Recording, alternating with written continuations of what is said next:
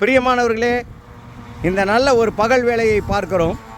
பகல் வேளையிலே சூரியனுடைய வெளிச்சம் மிகவும் பிரகாசம்தான்.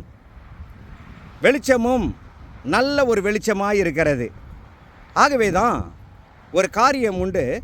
இந்த பகல் வேளைக்கு ஒப்பாக நீதிமான்கள் இருக்கிறார்களாம். ஆகவே நீதிமானின் சிரசின் மேலே பட்ட பகலின் ஆசீர்வாதம், வெளிச்சம் அது தங்கும் என்று சொல்லப்பட்டிருக்கிறது. பிரியமானவர்களே, இப்படியாக நீதி என்பது என்ன? நமக்குள்ளார ஒரு கேள்வி இல்லைங்களா? அப்படின்னா பவுலாகிய அப்போஸ்தலன் அழகான ஒரு வசனத்தை சொல்லுகிறார். தேவனுடைய கற்பனை நீதியாயும் நன்மையாயும் பரிசுத்தமாயும் இருக்கிறதே என்று சொல்லப்படுகிறது.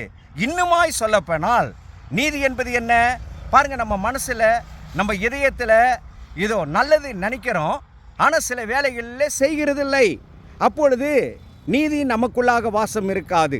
ஆகவே நன்மை செய்ய அறிந்திருந்தும் அதை செய்யாமல் போனால் பாவம் எனப்படும் என்று சொல்லப்படுகிறது. ஆகவே நம்ம மனசில் நல்லது நினைக்கும் போது அதை செஞ்சிடணுங்க. அப்பவே செஞ்சிடணும். அப்படி செஞ்சோம்னா இதோ நாம் பார்க்கிறோம் இல்லையா, பட்ட பகலின் வெளிச்சம் நம்முடைய சிரசின் மேலே எப்பொழுதும் வெளிச்சமாக இருக்கும்.